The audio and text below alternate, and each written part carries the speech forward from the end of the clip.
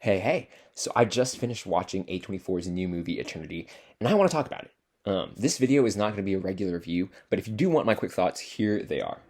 I think it felt too long. I think the actors are all pretty good. The world is cool, I guess, and it's also simultaneously more funny and less funny than I thought it would be. But yeah, pretty good movie. And coming out of the movie, I had a question. What would make an eternity worth it? So let's talk about it. The movie Eternity has a pretty simple but compelling plot. It centers around three characters: Joan, played by Elizabeth Olsen, Luke, played by Callum Turner, and Larry, played by Miles Teller. In the beginning of the movie, Joan dies and enters an afterlife waiting period, where you have to decide where you'll spend your eternity. But she realizes that when she gets there, her two husbands from her life on Earth are waiting there for her. Her first husband and first love, Luke, died in a war and has been waiting there for her for 67 years. Meanwhile, her second husband, Larry, is the one she had kids with, grandkids, and a full life with. And so most of the movie follows the drama and difficulty of Joan choosing who she'll spend eternity with: the man that she never got to live with, or the man she built her entire life with. So back to the main question: what would make an eternity worth it? Naturally, I think before you even answer that question, we're left to wonder, what will eternity even look like, right? It's a big, valid question, I think. I think everyone, whether you're Christian or atheist, whether consciously or subconsciously, everyone has thoughts on what they'd like eternity to be. And if eternity is real, then it's natural to want to know what will be waiting for us there. But I think all of our ideas are probably really inaccurate. We are all finite beings. We understand everything through time and linear thinking, through beginnings and endings. It's hard to even fathom what eternity, forever, infinity, like these words, what do they even mean? What would they even feel like? And then what about the concept of heaven or eternal happiness and satisfaction? That's hard to even think about because our world is so corrupt and broken and messy and evil. Can there even be an existence with world peace and happiness? So we have no frame of reference for what heaven and eternity could be like. So we begin to think of the perfect utopia in terms of what we know to exist on this earth. For some people, maybe the best eternity is being with all my loved ones. Or maybe the best eternity is having no stress. Or maybe the best eternity is getting to experience all the things I didn't get to experience on Earth. Or even maybe the best eternity is the one that doesn't exist, that we cease to exist because endings give our lives meaning. But even that eternity is a version that exists on our own terms of reality. We only know beginnings and endings, so of course, existence must have them too. Because we can't fathom anything greater than our life on Earth, we confine our ideas of eternity to our messy lived experiences. And the movie Eternity is no different. In the movie, once you die, you get 1 week to decide where you'll spend eternity. And there's a bunch of different worlds you can decide between, but once you choose, you're stuck with that forever. And in the movie, we get to see a bunch of different types of worlds. There's space exploration, and Paris land, and the mountains, and the beach, and a mental wellness eternity. There's 1940s Germany without Nazis. There's a queer world. There's a world without men. All of these eternities are pointing back to our life on Earth. They're just looking backwards. Like, we want more of our life on Earth, but just slightly different. If we could take our world and get rid of all the bad, annoying things and just keep the best stuff, then that would be a pretty awesome eternity. And it's all just remixes of what we've known to come before. And of course, that makes sense, right? You can't know what you don't know. And before I move on, yes, the movie Eternity does touch on spiritual afterlives and the nature of God. Anna, an afterlife coordinator played by Divine Joy Randolph, says she doesn't know if there's actually a God. But there are spiritual eternities that people can choose from. There's the Islam one, the Catholic one, Satanism, Christian God, etc. But she says, after a while, they all kind of become the same. Obviously, I don't think this is actually like a commentary that the movie wants to talk about on religion and deities in the afterlife. I think this is just like the movie's way of saying, yes, we know that religion is a big part of afterlife discourse, but that's just not a can of worms we're going to be opening today in this movie. So in the movie, religious afterlives, they're just treated as another eternity, or just another coping mechanism. If it works for you, then that's great, but it's just one of the many realities and eternities that you can choose from. But even though the movie tries to sidestep the questions of religion and divinity and God and the meaning of life, it still walks right into it. Because I believe that you can't escape spirituality. And more specifically, I believe that everything points back to God, the cosmically big, absolutely perfect, fully loving creator of the universe. And you might be thinking, like, everything? And yes, everything. And I think it's really clear with the movie Eternity. Because guess what? The synopsis of this film is an exact question that someone asked Jesus over 2,000 years ago. So let's look at Luke 20:27 to 35 in the Bible. And right now, this is not a deep Bible study video or a Bible study channel, and I'm not going to read the exact passage, but for clarity, I'm going to break it down, explain some of the context, and I can leave a couple of links in the description down below for the actual passage and some commentaries that might be helpful in understanding this. So basically, in this passage, Luke chapter 20, verses 27 to 35, we see a group called the Sadducees. In the time of Jesus, there were this wealthy, aristocratic group of religious leaders who also had political power among the Jewish people at the time. They were elitist people who dominated the judicial and legislative governance in ancient Israel. And generally, these guys did not like Jesus at all. They were jealous of his influence, they were worried that he would flip the status quo, and they were scared that he would threaten their power, wealth, and status. And also, a big thing that's kind of an aside, but also important, they didn't believe in an afterlife. They didn't believe in a resurrection.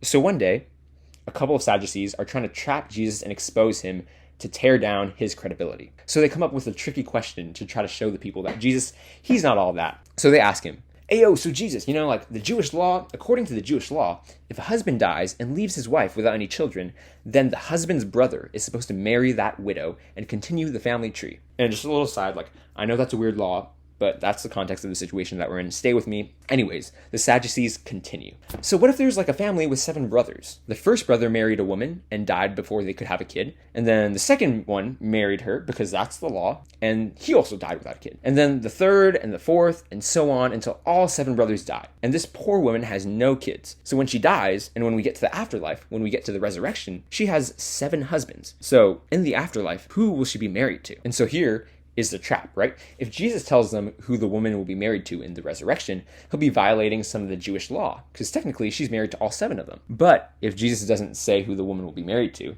then that'll be admitting that the resurrection is stupid, it doesn't make sense, and maybe probably doesn't exist. So that's the situation there in the Bible. But zooming back out, we have 2 very similar stories.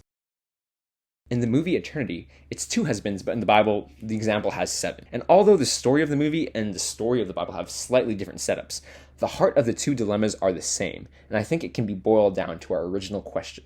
What would make eternity worth it? Eternity is an infinitely long time, right? So if we're going to live in eternity, it better be worth it.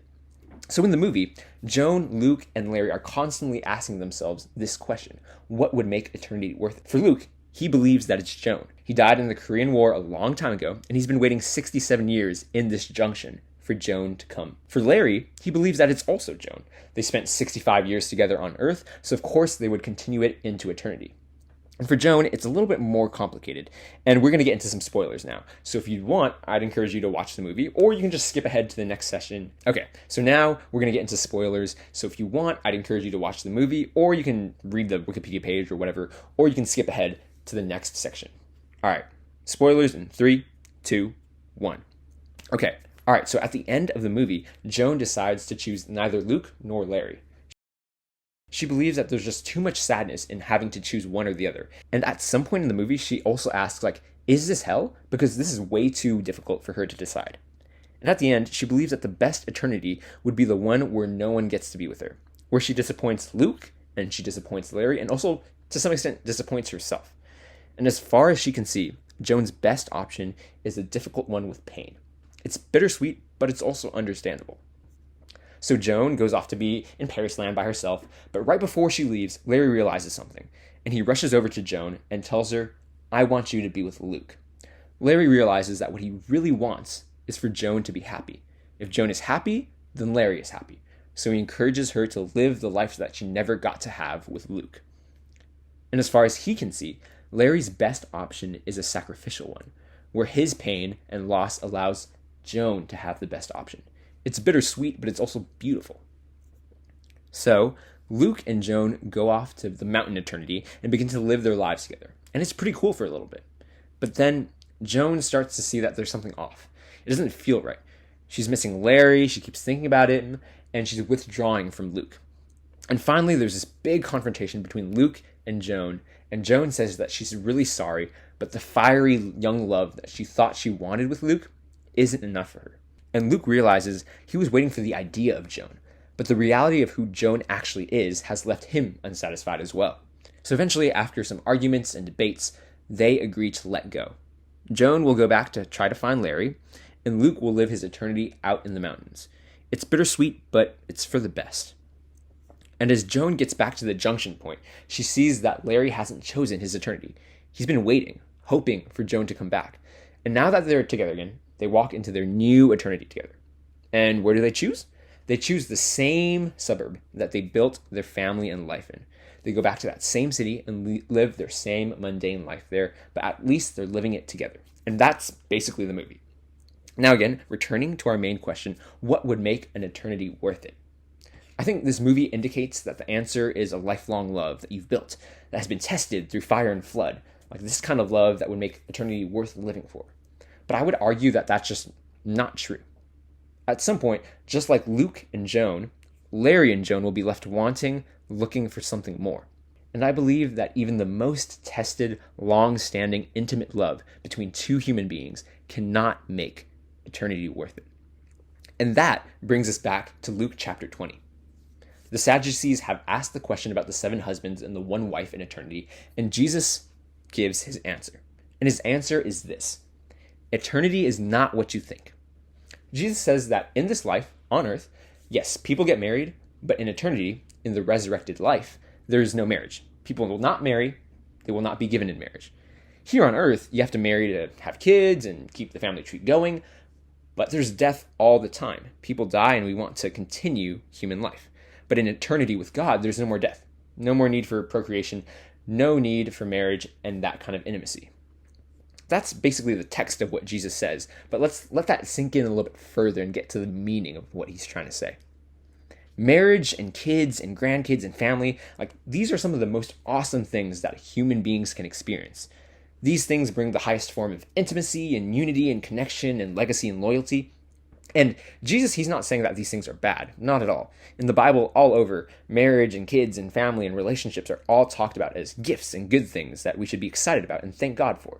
But Jesus is saying that eternity is better. Eternity with Jesus in heaven is so immeasurably, exponentially, impossibly better than anything we can think of or imagine. Something vastly different, wholly greater, and indescribably foreign to us. I remember as a kid, I read in Revelation 21 that in heaven there will be no more sea. And that kind of like made me sad. Like I love sea animals and marine biology is fascinating to me, and the ocean, it's awesome. It's like so big and vast and beautiful and powerful. And I remember that I was sad. Like in heaven, there might not be any more seas. And now I'm not here to make like a definitive claim that there's no water in heaven or whatever. I really don't know. Like, please don't take that as fact or anything. But I think this speaks to the human nature of what we value, what we cherish, what we hope to see in heaven, what we believe heaven should be. But what is heaven? Biblically, heaven is the fullness of God. God is love. He gives love its very definition. God is holy and perfect, untainted and pure. He's 100% good and he cannot be anything else. That is just his nature, to be good. He's creative. Every beautiful sensation, thrill, joy, and fun that we could possibly experience was created and authored and thought up of by God. With no point of reference in the very beginning, he created all of these things. So every good thing in our life comes from him. Every good thing here on earth is just a foretaste, a teaser, an advertisement of the eternity that waits with him. And in the Bible, heaven is God's throne. It's his inner domain. It's where he is in his fullness. So if God is who he says he is, then heaven is perfect beyond all comprehension. And if these characteristics are in God's nature, and if he already created the beautiful oceans and the beauty of marriage and all the other awesome things on earth that I'm afraid of losing when I get to eternity, he deserves our trust and benefit of the doubt. He has earned that right. We can trust that God's imagination of pure perfection in eternity is better and best. So going back to the movie Eternity, all of the decisions that the characters make are bittersweet. There's pain, but there's beauty in the pain. There's sacrifice and loss, but there's a deep emotional resonance that feels good. And bittersweet moments are awesome and moving, but they're also inferior, even though the movie portrays them as the best option at the time. There is better and greater. The brokenness and darkness of this world has confined our imagination and realm of possibility, and it makes it so that bittersweetness is one of the most meaningful emotions that a human can experience. Again, not dogging on bittersweetness, but there's no place for bittersweetness in eternity with God. Bittersweetness does not even meet the base requirement of goodness to be in heaven. The meaning, the release, the beauty of bittersweetness pales in comparison to the smallest, most insignificant thing that you could experience in the fullness of God. In comparison, it's nothing. And I think this principle is shown in Philippians 3. In Philippians 3, a Christian named Paul writes this: "Whatever were gains to me, I now consider loss for the sake of Christ. What is more, I consider everything a loss because of the surpassing worth of knowing Christ Jesus my Lord, for whose sake I have lost all things. I consider them garbage that I may gain Christ." Everything in comparison to God is garbage, rubbish, worthless. Everything? Yes, everything. And Paul would willingly forsake all others for Christ. In the movie Eternity, Luke and Larry were willing to forsake all others for Joan. They said no to infinite possibilities of eternities, infinite other women, infinite other pleasures, infinite other excitements. And they did that all for Joan. And in the end, Luke is still left wanting, because Joan is not good enough for that. She's not good enough for those infinite sacrifices. In the movie, a theme that the characters repeat over and over again is that nobody is perfect. Nobody is perfect, and nobody is worth all of that. Nobody is worthy of making eternity worth it. It all fails, it all crumbles, it all fades away. And this goes even deeper into the heart of the movie and the Bible passage. Luke and Larry are in this position because they are clinging to the life that they knew. Luke, he's clinging to the passionate marriage that he had before he died in the war. He's clinging to the potential future that he never got to have. Larry, he's clinging to the past 65 years of marriage. Larry is clinging to the only thing he knows is stable. These are the things that would give their eternity meaning. These are the things that would make eternity worth it. And they can't see anything outside of that scope. The Sadducees are also clinging to things. They're not clinging to the idea of marriage or anything like that. But remember why they're going after Jesus, why they're setting up this trap. The Sadducees are clinging to their own power, own wealth, own status. This is what gives their lives meaning. This is what makes their lives worth it. So for Luke, Larry, and Joan, they are looking to the past and cannot see anything greater. And therefore, their eternity in utopia mimics their broken reality on earth. For the Sadducees, they are clinging to the present so dearly that they are blinded to the fact that God himself is literally walking and talking among them. They completely miss it. So, the movie Eternity asks questions that Jesus had foreseen 2,000 years ago. If there is a perfect eternity, it makes sense that it would be completely foreign to us. And although we do not know what that eternity will be like, we know the one behind it. And because of who he is, eternity in heaven will be immeasurably, exponentially, incomprehensibly beautiful. Because God is the only one who will make eternity worth it. If you made it this far into the video, thanks for watching. I appreciate it. If you're not a Christian or don't believe in God or anything like that, I just encourage you to think about, what does your eternity look like? Because I believe that every deepest longing of your heart, every greatest yearning, every emptiness and hurt and pain, Jesus is the answer to. And I think it'd be a shame if any small doubts or disagreements or bitterness might keep you from the absolute best thing ever. And if you call yourself a Christian, I would challenge you with this question. What are the things that you are clinging on to that you would need to surrender and give up to Christ? And just remember that everything is a loss compared to the surpassing worth of knowing Christ Jesus, considering everything garbage that we might gain Christ. Glory to God. See you guys in the next one.